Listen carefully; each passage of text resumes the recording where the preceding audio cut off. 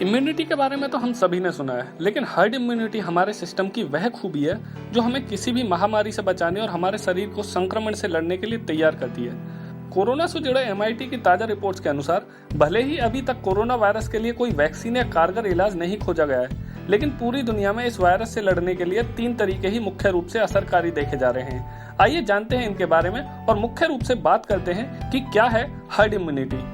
Corona virus से निजात पाने के लिए सबसे ज्यादा कारगर जो तरीके अभी तक सामने आए हैं, उनमें से पहला तरीका है लॉकडाउन का। हमें पता है कि हमारे देश में लॉकडाउन लगा हुआ है और ये तीसरी बार बढ़ाया गया है। उम्मीद ये भी की जा रही है कि इससे आगे भी ये बढ़ेगा और जब तक कोरोना खत्म नहीं होगा शायद इसमें और भी इजाफा होगा, लेकिन कुछ छूट दी जा सकती है। इसके जरिए एक वायरस का संक्रमण रोका जा सकता है, जैसे कि हमारे देश में पूरी तरह कर्फ्यू लगा दिया गया है। इसके साथ ही अग्रेसिव टेस्टिंग भी एक तरीका है ताकि ट्रांसमिशन को पूरी तरीके से रोका जा सके। क्योंकि यह वायरस पूरे विश्व में फैल चुका है, इसलिए लॉकडाउन की स्ट्रेटेजी कारगर साबित होने के चांस बहुत ही कम है। एक्सपर्ट्स का मानना है कि अब लॉकडाउन से केवल कोरोना की संक्रमण दर को धीरे किया जा सकता है, यानी कि जो स्प्रेड अप होगा उसे ही हम धीरे कर सकते हैं, लेकिन इसे खत्म नहीं कर सकते हैं लॉकडाउन के थ्रू, जिससे स्वास्थ्य सुविधाओं को उचित व्यवस्था की जा सके। वहीं दूसरा ऑप्शन है वैक्सीन, और माना यह जा रहा है कि कोरोना की कारगर वैक्सीन बनाने में करीब 1 से 1.5 साल लग सकता है। ऐसे में ये एक बहुत बड़ी दुविधा है कि अभी और क्या किया जाए, क्योंकि कोरोना की अभी कोई वैक्सीन नहीं आई है। वैक्सीन संक्रमण से लड़ने के लिए हर्ड इम्यूनिटी बनाती है।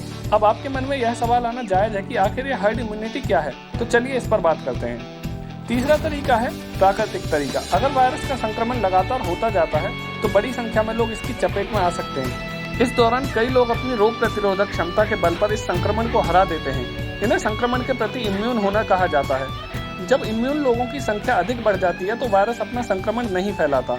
अगर कोरोना वायरस को ना रोका जाए तो अनुमान के मुताबिक यह वायरस 1 साल के अंदर दुनिया की 60% आबादी को संक्रमित कर देगा। इस स्थिति में इंसानों के अंदर खुद ब खुद हर्ड इम्यूनिटी आ जाएगी, जो इस संक्रमण के फैलाव को रोक देगी। लेकिन इस दौरान मानव जाति के बड़े स्तर पर हानि हो सकती है। यही वजह है कि दुनिया भर में कई देशों में लॉकडाउन का कर्फ्यू लगा दिया गया है। जिस तरह कोरोना 1 से 2, 2 से 4, 4 से 8, 8 से 16 लोगों को संक्रमित करता है, लेकिन अगर दुनिया की 50% जनसंख्या इम्यून हो जाए तो यह इन्फेक्शन एक व्यक्ति से एक में ही जाएगा। इस स्थिति में कोरोना वायरस का रिप्रोडक्शन नंबर 2 से घटकर 1 ही रह जाएगा। अगर यह R0 1 से कम भी हो जाता है तो कोरोना वायरस का आउटब्रेक खुद ब खुद खत्म हो जाएगा। आपको बताते हैं R0 क्या होता है। R0 एक्चुअली एक पैमाना है जिसकी वजह से हम ये नापते हैं कि यह वायरस एक आदमी से कितने आदमियों में फैल रहा है और उस फैलने की दर कितने दिनों में बढ़ रही है। वहीं इंडिया में यह R0 अब 2 के करीब पहुंच चुका है। अगर ये 1 से कम हो जाता है तो कोरोना वायरस अपने आप कम होने लगेगा। इसी वजह से अगर दुनिया की 60% आबादी इम्यून हो जाए तो यह वायरस धीरे धीरे खुद ही खत्म हो जाएगा। दुनिया भर में अग्रेसिव सप्रेशन, जिसे हम लॉकडाउन या कर्फ्यू कहते हैं, कोरोना के बढ़ते संक्रमण को रोकने की एक विधि बन गई है।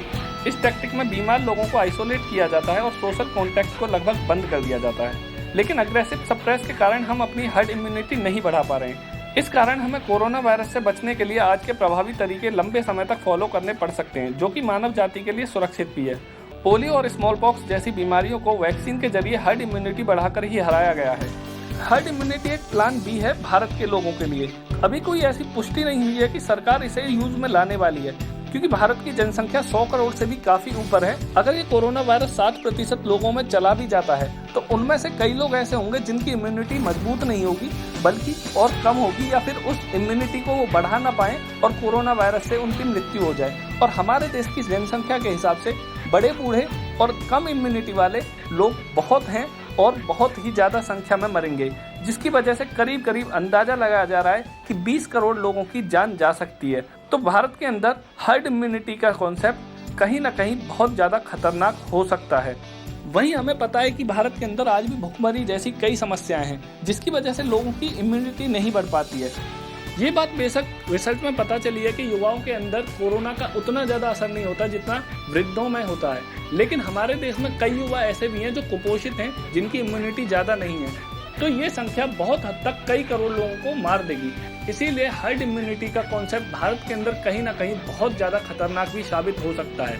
लेकिन स्वीडन जैसे देशों ने इसे अप्लाई करने के बारे में सोचा, क्योंकि उनकी जनसंख्या बेशक इतनी ज्यादा नहीं है, और इसीलिए उन्होंने लॉकडाउन न लगाकर और हर्ड इम्यूनिटी को डेवलप करने के बारे में सोच रहे हैं।